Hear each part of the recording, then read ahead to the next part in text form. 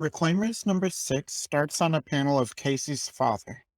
He stands in a darkened hallway with a cell phone in his hand held up to the side of his face. He's whispering into it, but the tone of his voice betrays how stressed out he really is. Yes, yes, I told you that I'll have it. No, no, I know, just give me 3 more. Yes, 3. Okay, okay, fine. I'll have it for you by tomorrow. Yes, sir. Thank you, Mr. Capolini. And then we see a panel inside of Casey's room, just on the other side of the door, as they have woken up from their nap. Previously in the Reclaimers, Orion and Jackie went to the library where, with the help of the Raven's Sanctuary, Orion learned a bit about himself, namely, that he was a demigod from a far-off land called the First World and that he's not the only one in Infinity City. Hatchling and Nighthawk infiltrated the Architect production facility, where they ran into Johnny Eagle. Johnny and Hatchling did battle, with the two appearing mostly evenly matched before Johnny flew off. Hatchling and Nighthawk held hands to end their date, while Orion met up with the other First Worlder, Dunn.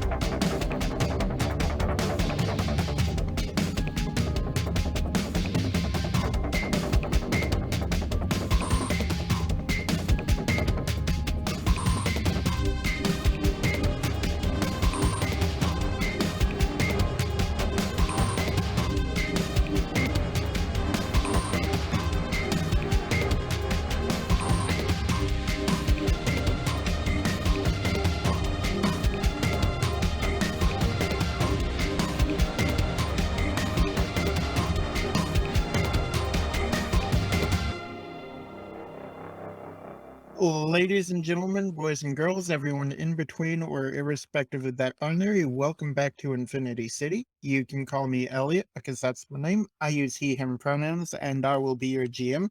And I am joined today by... My name is Aram. My pronouns are he, him, and I am playing Orion. And he is from the Newborn Playbook. And I am a producer. I am currently working on a new D&D show called Kill Every Monster. My name is Nika. I use they, he pronouns, and I play Casey, who uses the Protege playbook. And I am an artist and a comic writer. You can find my stuff at gomisart at Twitter and Instagram. Hi, my name is Jordan Wynn. My pronouns are they, she, and I play Nico Tranzau, aka the Hatchling, who is a legacy using she, they pronouns. You can find me in a bunch of little projects now, but mainly the easiest way is just to find me on Twitter as Cuttlefish Tweet. I'm JV Hampton Van Sant.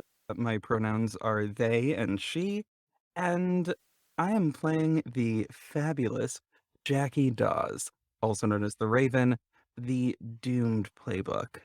And I'm a voice actor, a writer, and occasionally a producer of things. I can be found at RedBlaqueGolden on Twitter. Reclaimers number 6 begins as Casey wakes up to hear their dad whisper shouting out in the hallway outside of their room. That's weird. I guess Casey's first instinct would just be to press their ear against the door and try to hear more. Casey hears the very end of the conversation. What they actually hear ends up being the, yes, sir, thank you, Mr. Capolini, and then the conversation ends. And on the panel, we see her dad put his phone away and wipe his palms on the front of his pants, very clearly stressed out. Shit. I mean, that's not good at all. Hearing Casey's dad just talk to a known mob boss. So Casey just opens their door and is, Dad, what the fuck? Kiddo, I thought you were asleep. Yeah, I was asleep. No more. Yeah, everything's fine. Just having a conversation. Go back to sleep, or are you hungry? I can make something, or... Okay, I am hungry, yes, but also, have you started using really weird nicknames with your friends because you just called whoever you were talking to Don Capolini? You know, you must have been. I know sometimes I have dreams that are like feel really real when you first wake up, but it no, that's I don't have anything to do with the Capolinis. That's ridiculous. I think Casey is leaning at the door frame with one arm and intently staring at their dad. Like, I'm imagining this like being like Casey's playing the part of a police officer interrogating someone, but they're not actually asking anything. They're just staring at their dad and trying to get him to sweat more, be more nervous. He definitely starts shuffling on his feet as he can tell that Casey doesn't believe him. We get a close-up panel of the sweat just popping out on his forehead. And I don't think Casey can exactly figure out exactly what he's planning, per se, but they would know that, like, the Capolinis, the people that work for them are generally very calm, very in control, very composed. Casey can tell that he is not working for the Capolinis, but he owes them something or is in their debt somehow and is planning to do something drastic to pay that off. After Casey has been staring at their dad intently for a little while, they stop leaning at the doorway and straighten up to their not that impressive height and go like, all right, keep your secret, Dad. But if you need any help dealing with anything, I can maybe help you. I'm a professional superhero, and I beat these guys up on a daily basis anyway, so maybe if you have anything you're trying to hide or anything, maybe yeah. He puts his hand on Casey's shoulder and he says, "Thanks, kiddo, but everything's fine. Your dad's got this." And I think as Casey's dad is making his way down the stairs to cook something, not for dinner, because I don't know if Casey's looked at a clock yet. It's 2 in the morning right now. We cut over to Hatchling and Nighthawk. On top of a building in downtown Infinity City. Nico is actually like pretty calm and still. She feels like mainly comforted rather than like panicked or nervous at all. There's like, oh, this is nice. Hands are nice. But she's like still kind of distracted by the rest of the events going on, of things going on in her head. And whenever she looks out at the city, it's usually not in amazement or awe, but vigilance of just like, okay, what's going to happen next? And that's just the mindset that she's locked in on right now. Nighthawk looks over at her and says, "You're, kind of scraped up from that tussle with Johnny. Yeah. If you want, I've got, like, medical stuff back at my place. I don't want to be, like, forward or whatever, but I'm not inviting you back there for anything unless you, like, wanna. But, I mean, like, actual medical stuff, I've got that." Medical sounds nice. I'm probably going to shake off most of this in like a couple days anyway. Regeneration helps, but yeah, if you can make it sting less, that'd be really nice. And I think at that point we cut to Nighthawk opening the door on her apartment. It's a large open floor plan. Studio apartment doesn't really do it justice. It's like one of those 2-floor apartments where there's like steps on one side that go up to the second floor, Very wide open spaces, a lot of like very well furnished modern furniture, big TV on one side, big wall of windows, of course, large kitchen, stuff like that. And she walks in ahead of Nighthawk and opens her arms as she does the little slow spin, just says, "Welcome to my place." Are you sure it's yours? Because I don't see how anybody can. I'm sorry, what? The money is my parents paid for it, but it's mine because they gave it to me. It's paid for the next 2 years. Yeah, Wow. Wow, wow, wow, wow. Look at you. I and she blushes like really hard and she's sorry, that's I don't want to like drag or whatever because Nah, you go flex. You go do that. Let's see, where's your med room? oh Or kitchen, or whatever you use. yeah, kitchen. Did you want like a drink or a snack or anything? Then we can get to healing you up. Oh, yeah, all of that. Nighthawk leads Hatchling into the kitchen, and once again, very modern, very like fancy, sort of open floor plan kitchen. The backsplash over the sink is notably the trans pride flag colors. And she goes and like opens one of the cabinets and says, "Do you want like a drink or like a regular drink? Got water, milk, juice, harder stuff. I don't know All what those your whole all of deal those sound is." like drinks. I guess I'll have a drink like water. She chuckles a little bit as she pulls a glass out of the cabinet and fills it up. And I think we get a montage of panels of her just helping you to heal up, like dabbing some sort of ointment or gel on your cuts and scrapes. I think mainly there's a messed up t-shirt and jacket she'll just throw off to the side and then just sit there waiting. She does not make any moves whatsoever, and she is completely like unnerved no matter how close Nighthawk gets, as she is just still distracted right now.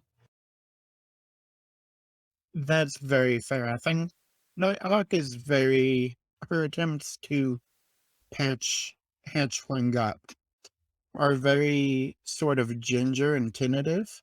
She's taking a lot of care to not hurt her further, but she's not like making a move or anything like that either. She's just very much trying to make her feel better.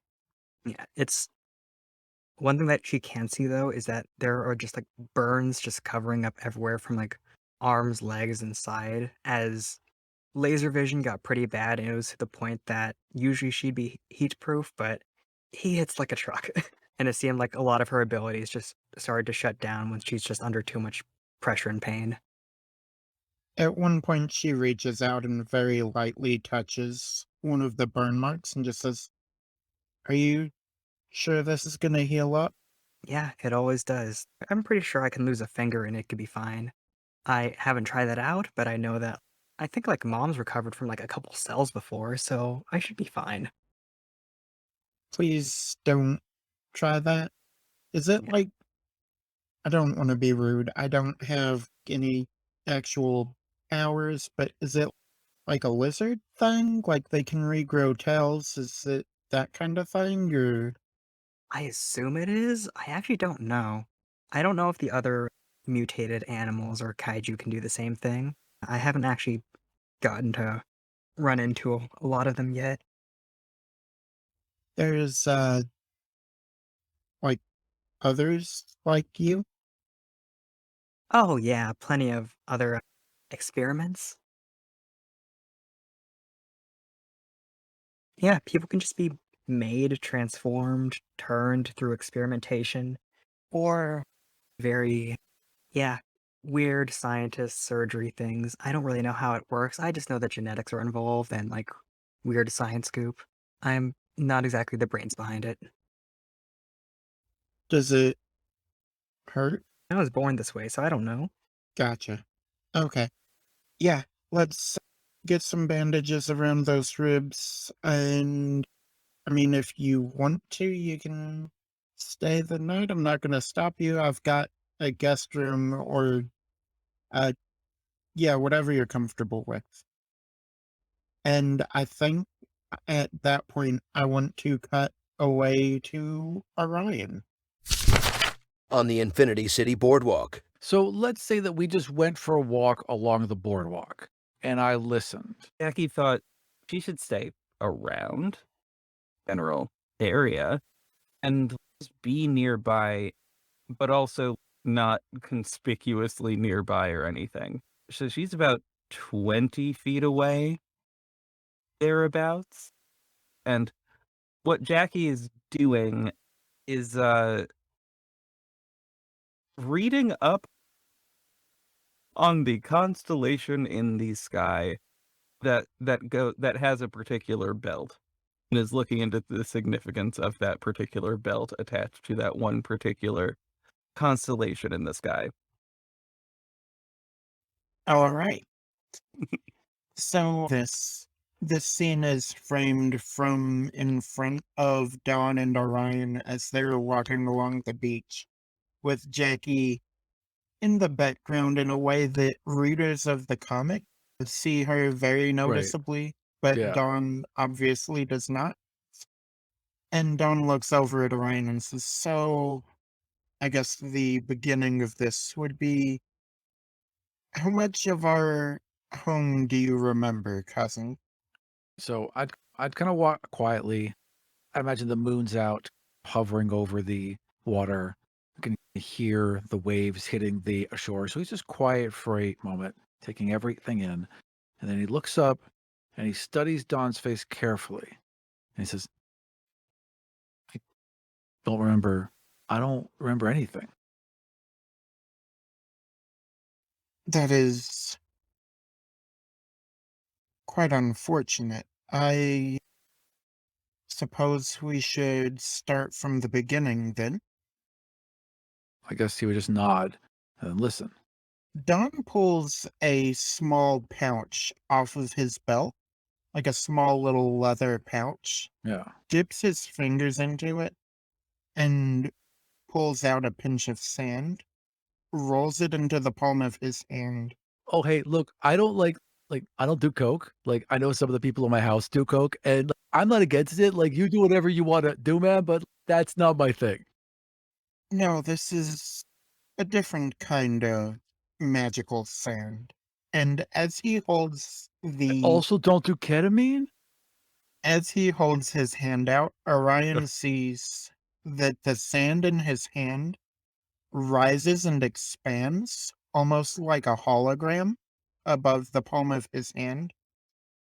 And Orion sees an island with large, just green plush forests and beautiful crystal waves and just this immaculate golden sand.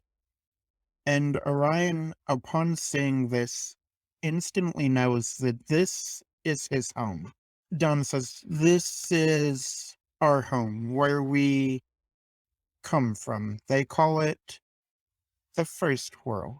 It was created long ago, and the people that live there are the descendants, or at the very least, chosen people of what the common folk here in Infinity City would likely refer to as gods. Zeus, Artemis, Hermes, Athena. The pantheon goes endlessly and has many names, but they are, in some way, shape, or form, our parents, our family. At some point, well, I will walk it back a little bit, as people say. This is where all of life started. And over time and thousands of years, the bloodlines became diluted. People splintered and fractures formed, and things got violent as people's loyalties were split between various gods in the pantheon. They, Is this all like playing out like a movie in his yes, palm? All right, neat, cool. yeah, as he's saying this, there's like little forms or little figures formed, Yeah. and they like throw spears or weapons at like much Nice. larger figures. Orion sees like armies of these little figures fighting each other and Yeah. general chaos. And he says the violence grew to a point that the gods thought we were not worth keeping around anymore. Ryan's jaw is just like open and he's kind of leaned down so he can stare right at his palm. Like he's only a couple inches away, like he's peering into a diorama. And he's just staring slack-jawed the whole time. And then he looks up at Don. He's like, oh man, I should have done drugs earlier. Don sighs and closes the palm of his hand around the sand, and he says, this is not the effect of drugs, but along our history, the fractures between us grew too great, and the gods separated their chosen ones from those who were too far detached, sent Okay. them out from the first world, and kept us inside, sealing our plane off from the others in order to keep peace. But our island has grown weak over time. We lack the resources, the vital things necessary to keep our family alive, and for that reason, I have been sent, and I believe you as well, have been sent to find a way to break down the barrier between worlds so that our family can survive. Our family can come here and thrive. Okay. So I am like a son of a god who was sent away from our secret god island to come to America and find land. Are we farming? Because that makes sense. Like if we farmed a lot, I guess we could like bring all the food back and then we'd have all the No, food and no, we'd be okay. you misunderstand. The point is not to bring things back to the island. The point is Okay. to bring the inhabitants of the island to this plane. As you Oh, saw, the first world is but a fraction of the size of this earth. you know what? I don't know how long you've been here, but the people here are like mostly chill, but they're not so great on immigration. So like I'm not sure how well that's going to work out, but I know some people. I might be able to talk to a couple people, like maybe put a good word in for you, but they're kind of strict. Don puts his hand on Orion's shoulder and says, that Ryan looks up. ties into what I told you before.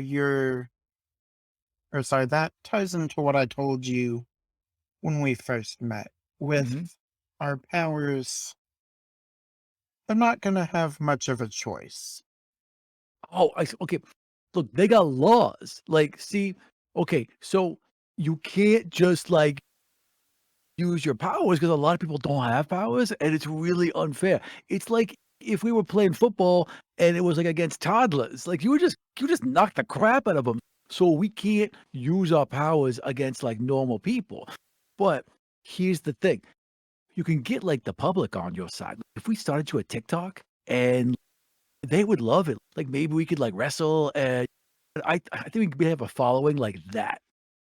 He laughs in a very dismissive way and runs one hand through his hair and he says, Orion, my cousin, that is exactly why we can use our powers against them. Who's going to stop us?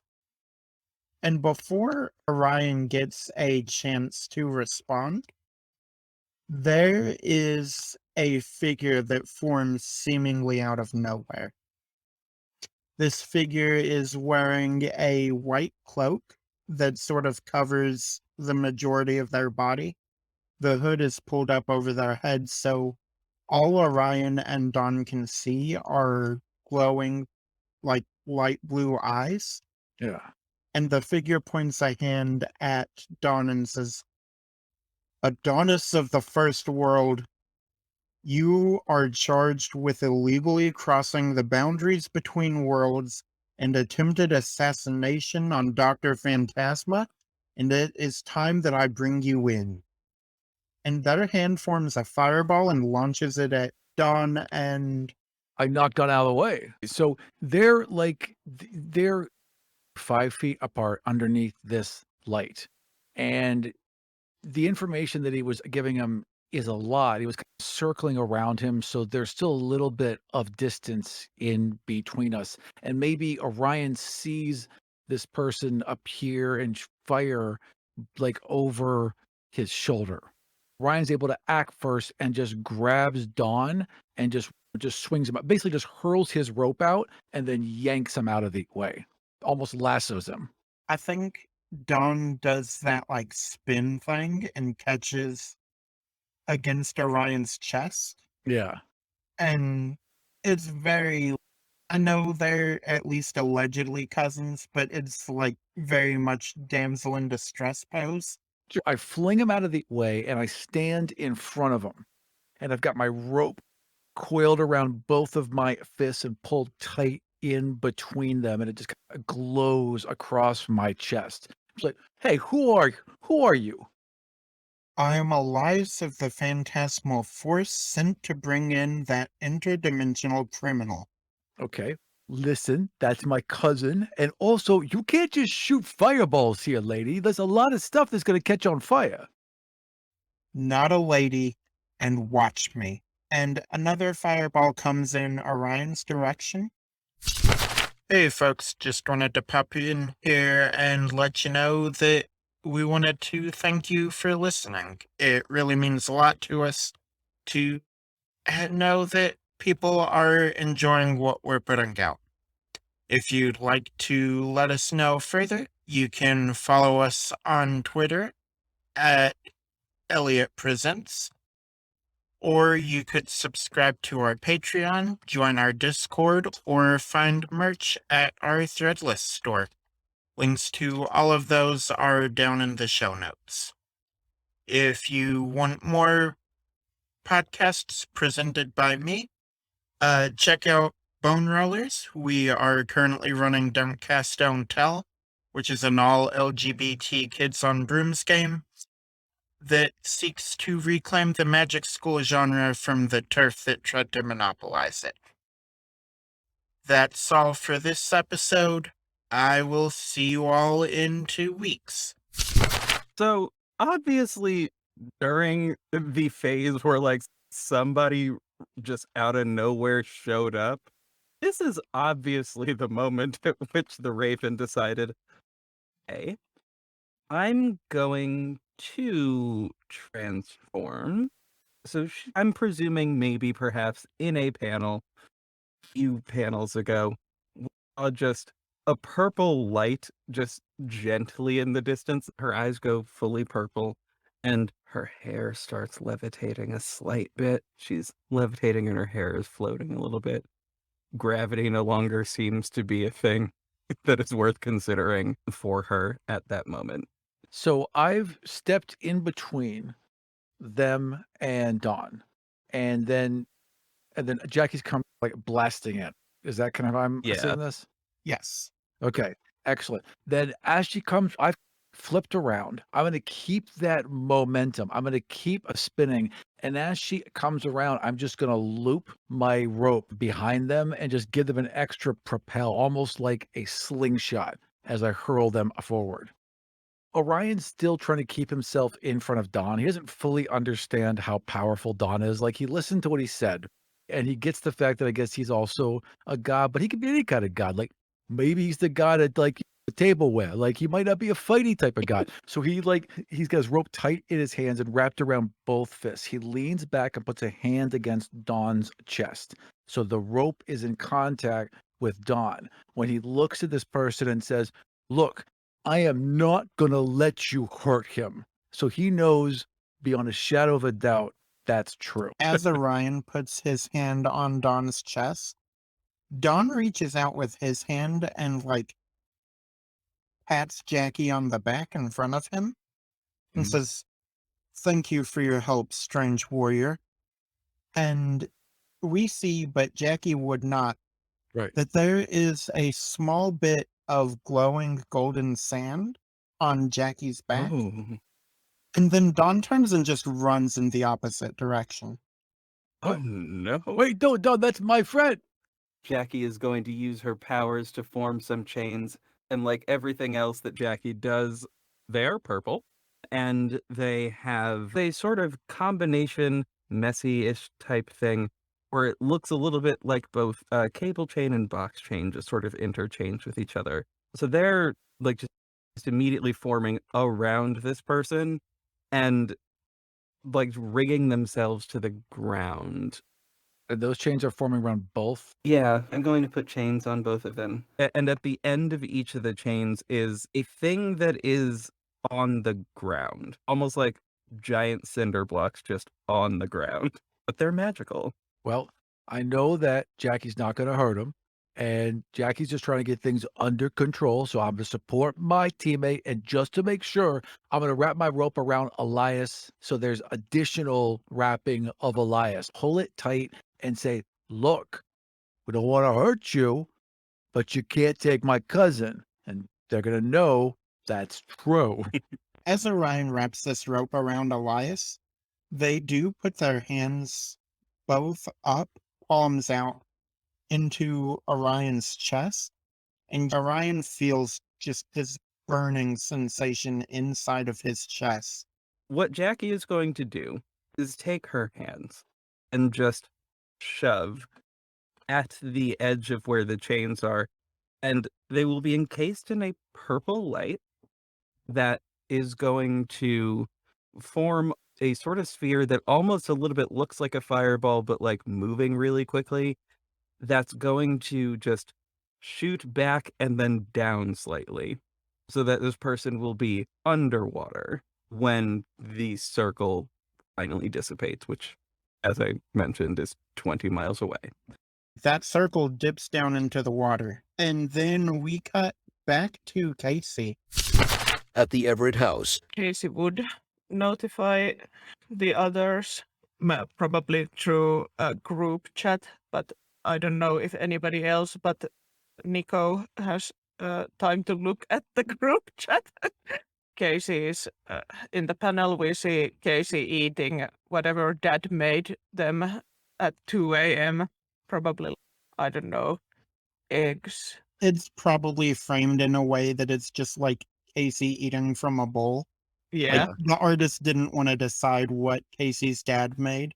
Yeah, it's some sort of weirdly colored mush, and Casey is texting as they are eating, and the text says, "So, everybody, apparently my dad has gotten himself involved with the Capellinis, and this doesn't seem good, and he's too damn proud to ask for my help. You guys wanna help me do something about it?" at Nighthawk's apartment, We cut in on Nico and Robin, who has taken off her Nighthawk uniform and is just wearing like a tank top and pajama shorts or something like that. The two of them are on two separate sleeping bags on the like open living room floor. A laptop is in front of them on the coffee table, and the blueprints are pulled open on it.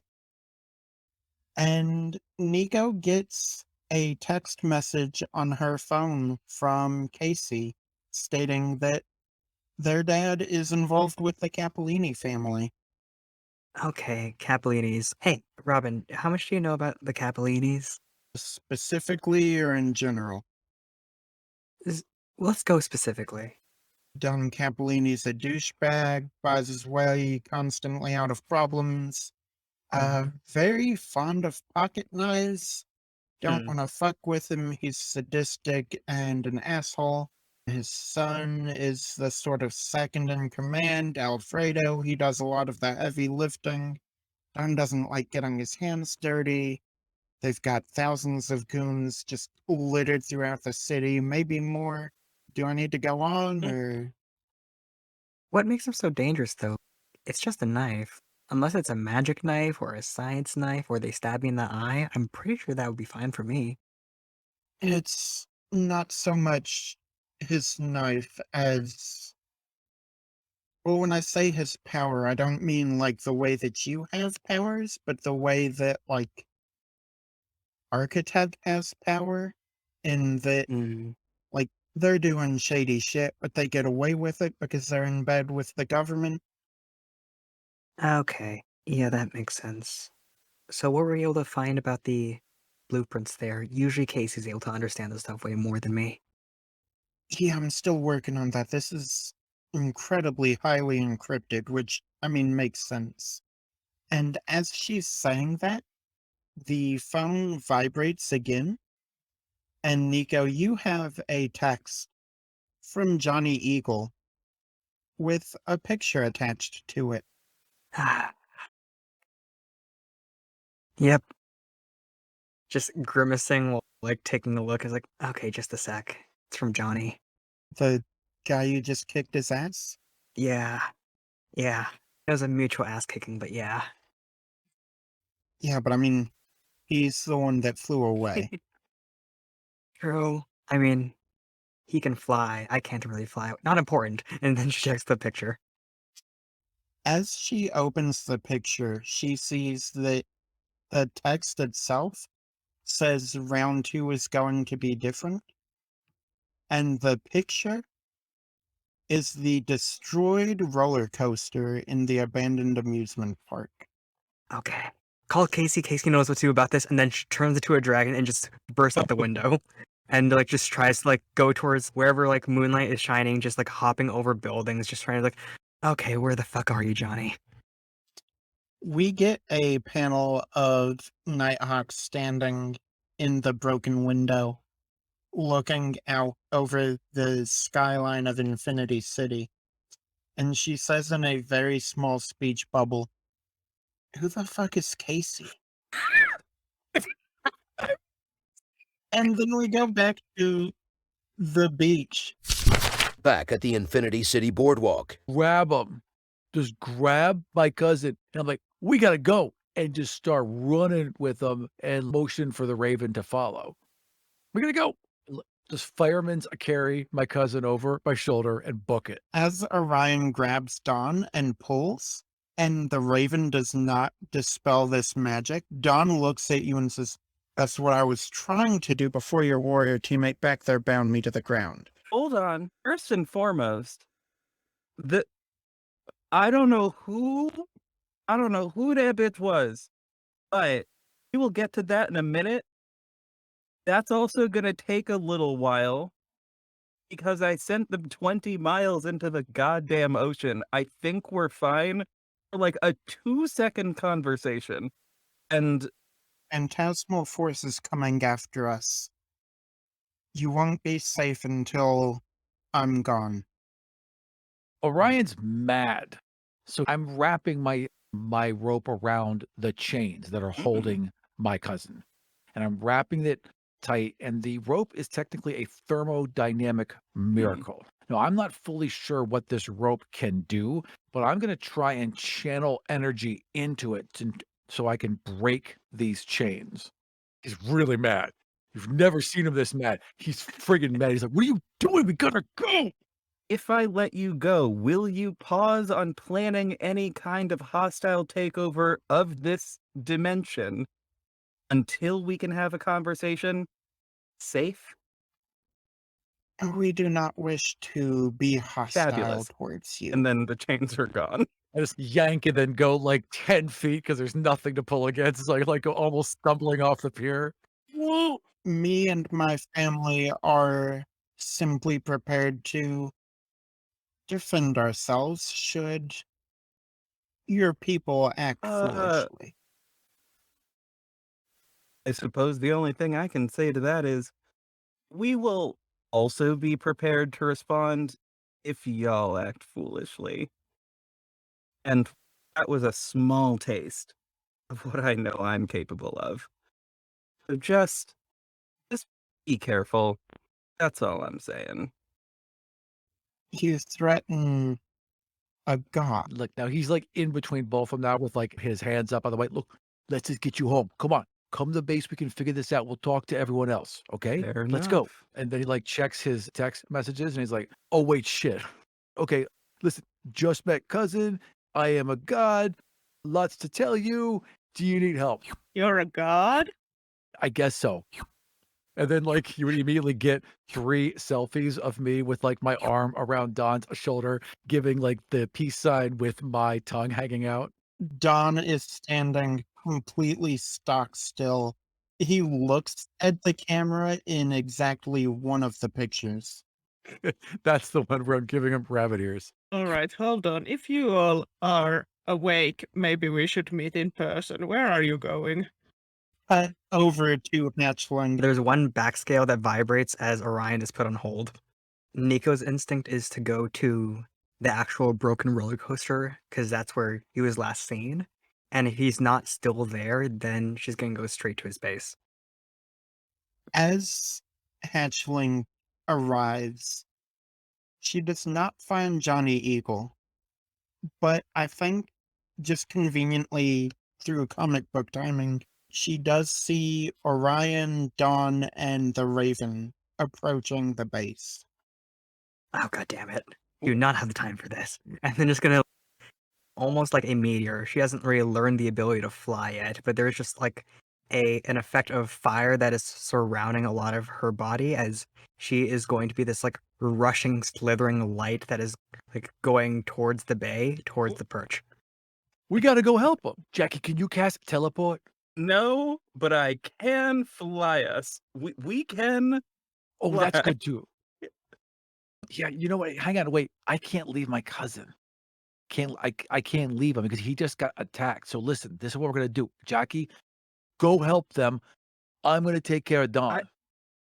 I will be fine. I have been dealing with the phantasmal force for a No, bit I got now. If your questions. You're friends not need going your help, anywhere. then You should go play with my lion, and I'll be right back. That And he that gets into her works. arms. That's good. Yeah, go. Honestly, But about that time is when Casey arrives. Oh, wow, what? Hi! What happened to our roller coaster? oh boy. Well, I'm not sure. It looks like shit. I don't know what happened, but well, you see that light over there? Yeah? Yeah, that's Nico. We need to go. I don't know exactly how to get there. Casey, like, these, like, futuristic looking car key things from their pocket and just clicks on it. It goes beep, and then whoosh, this big van looking thing comes out from the water. I mean, we have this.